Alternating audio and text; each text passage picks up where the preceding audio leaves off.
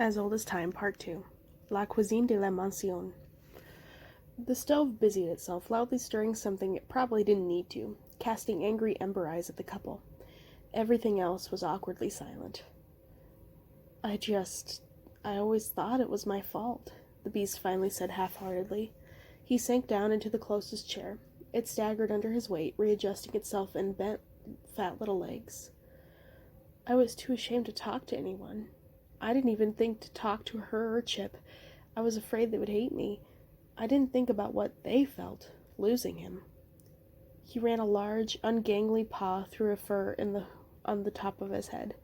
Belle thought about the portrait in the West Wing. His real hair would have been dark blonde now.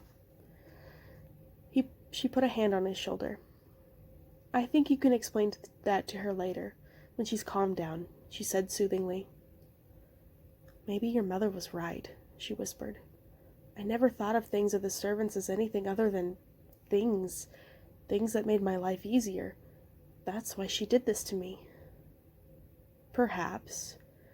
She still didn't like the use of real people for a morality lesson, however.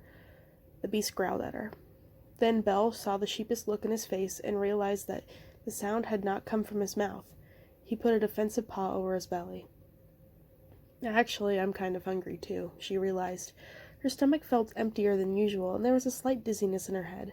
She had successfully ignored it while working. We were supposed to come down here to talk about dinner, the beast said plaintively.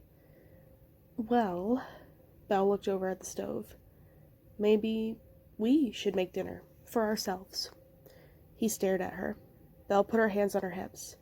You were just saying, these servants had been waiting on you hand and foot all their lives. In the last 10 years, they haven't even been human for it. They still serve you, make you dinner, clean the castle, all while there's spoons and mops and teacups and whatever. And they are only those things because of your curse. Maybe it's time you eased up on them a little, huh? The beast opened and closed his mouth a few times, obviously stunned with speechlessness by the strangeness of the suggestion. I don't know how to make dinner, he finally admitted. I will help you. We'll do it together, Belle said, going over to the wash basin. Cooking, reading, is there anything you can't do? Belle grabbed his big paw and shoved it under the water as well. Oh, yes, I'm a veritable domestic demigoddess, she said archly. You should see me turned invisible and walk on water. Come on, let's get you an apron. There probably wasn't any real point in making him wear something over his fur and ragged clothes. Still, she tied a tablecloth up and around his neck, trying to make him look ridiculous. Actually, if the thick white cloth had leather straps, he could possibly be Hephaestus or one of his Titan helpers working the forge on Olympus. But they were going to make ratatouille, not swords or heroes. And buckwheat crepes, and an onion tart, and rizzling on a skillet, she added thoughtfully, looking at the time. The clock on the kitchen didn't talk, thankfully. We don't have time for a true croque en vin or cassolette. Oh, and a tart to 10 for dessert. The beast looked skeptical. She turned regretfully to the stove. I guess we'll have to use your services, she said apologetically. There's no other heating source in here. My skills are yours to command, mademoiselle, the chef said with the lowering of his pipes. But only once. Otherwise, nobody touches my stuff in this kitchen. Unless you're too drunk to do it without hurting yourself, something called from the back pantry. Maybe it's you who drives me to drink, the stove shut back. You and your overuse of cumin. All right, beast, Belle said quickly. Let's get you peeling some apples. She thought handling something dangerous and manly like a knife would be more interesting for him than trying to work with something fiddly like pastry dough. And at first he did seem excited, but he clutched the little paring blade awkwardly in his paw, which, despite his 5 fingers, was nowhere near as nimble as a human hand. He struck at the apples in little jabs, trying to put what passed for his thumb in the back of the handle. He obviously had skill in whittling at some point. But after 2.5 apples and 3 cuts he tried to hide from her, the beast gave up, throwing the knife at the table so hard that it stuck deep into the wood. This is useless, he growled. This knife is too small. These apples are too soft. I can't do this. All right, Belle said, taking a deep breath. Let's have you mix up some dough. That should be fun. She found the largest bowl she could and tried to measure out correct amounts of everything. It was hard to keep to scale, but the beast was delighted by the process of rubbing the butter into the flour. He could use his big, ungainly paws to mash them together, and he only tried to lick the bits off his fingers when she wasn't looking. They worked for a while in companionable silence. She wondered if this would have been what it was like if her mother had been around during her childhood. The two of them cooking side by side, Belle, a tinier version of her mother, maybe both of them with matching kerchiefs in their hair. Of course, she had cooked with her father, but would it have been different? Would they have been the same? So, everyone who's not a prince can do this? The beast asked, breaking the silence. More or less, Belle said with a shrug. My father can. I think generally girls are taught more than boys, but most people can fend for themselves. Because you get married and cook for your husbands, the beast said, showing what he knew, almost like he had read it in a book somewhere. A spoiled prince's guide to life among peasants. Yes, sure. Cook for our husbands. Belle slammed a cleaver down on the chicken leg, separating the drumstick from the thigh in one stroke. Good little wives. The beast's eyes widened at her unexpected violence. What did I say? Oh, nothing, Belle said with a sigh. I don't want to be a good little wife. I want adventure. I want to be the hero in the story. But everyone else just wants me to get married, obey my husband, have 7 or 8 kids, wash his socks. Your socks are disgusting, Gaston. She whacked off another leg. If her mother would have been around, would she be home for the would-be wedding? Would the enchantress have turned them all into pigs for accosting and embarrassing her daughter? Gaston, the hunter you mentioned before? The beast asked meekly. A wedding ambusher, a surprise groom, an utter clown. Saying this aloud made her stop. Clown. That was exactly correct. Why hadn't she thought of that before? Hiring a band, getting a cake, and throwing a surprise wedding wasn't normal or romantic, especially since she didn't return any of Gaston's affection. He couldn't even seem to see that. The whole thing was creepy and bizarre, and in some ways, not that far removed from throwing someone into your own private prison for trespassing on your property. He's the big man in town, she said more calmly, putting the cleaver down for a moment. Everyone wants to marry him.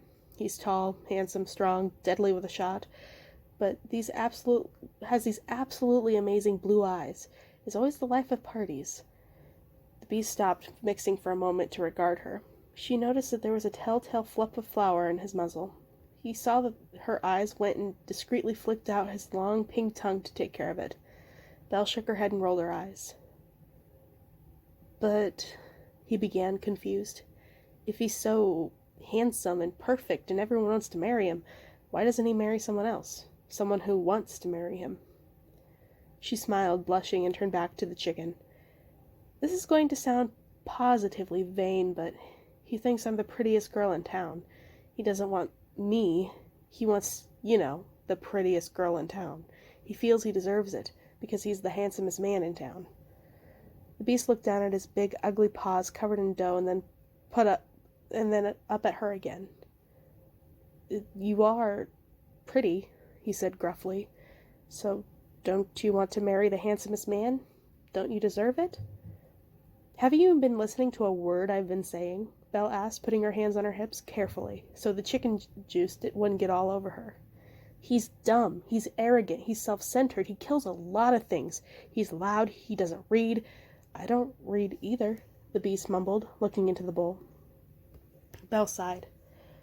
I'm also big, he continued even more softly, and loud. And apparently self-centered enough to make this all about yourself instead of me, which is whom you are talking about, Belle said with a not quite serious glare. The beast immediately looked concrete.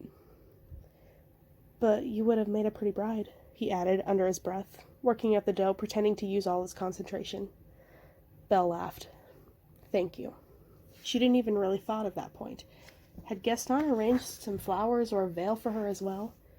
She couldn't imagine him not caring about how the prettiest bride in town would look next to the most handsomest groom. It was funny to imagine him speaking with the hat maker, maybe figuring out what to order. Damn it! Her thoughts were cut off by an explosion from the beast. He had grabbed the bowl of dough and threw the whole thing to the ground, smashing it into 1,000 tiny clay pieces.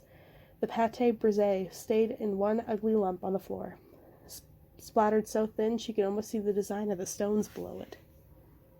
The beast was roaring, in full beast mood, on 2 legs, but about to drop down to 4, his face contorted in a snarl that almost made her afraid. "What just happened?" she asked slowly. "I just turned to get some butter and it tipped," he howled. "It was my paw. It got caught. Stupid! I shouldn't be doing this." "You're right. You shouldn't be doing this. You shouldn't be acting like a big spoiled child who throws a tantrum whenever things don't go his way. How old are you? 20? A 20-year-old prince acting like this?" "I am not a prince, I'm a beast," he roared at her. His hot breath gusted over her like the fetid wind of a rotten summer, or one of her father's steam experiments gone horribly wrong and ready to blow up. "Really? Then why do you bother trying at all?" She reached up and tugged at his cloak's golden clasp. "Why do you bother wearing any clothes, or living inside, or fighting your curse? Why not just give up and become a real, total beast?" His mouth moved silently, gaping like a fish. Whether to keep from biting her, or out of being unable to find the words, she wasn't sure. "It's hard," he finally shouted. "Of course it's hard. You've never cooked before," Belle said crisply. "I suppose being a prince also means you can do everything perfect on the first try?" She turned and walked back to the chicken and prepared to begin working on it again. The beast was silent. He started to lean over and peel the dough off the floor. "Don't you dare put that back in another bowl," Belle said without looking at him. "I wasn't," the beast said immediately. "I was just going to go get a new bowl," he added quickly. Belle couldn't quite hide her grin as he shuffled awkwardly over to the dustbin.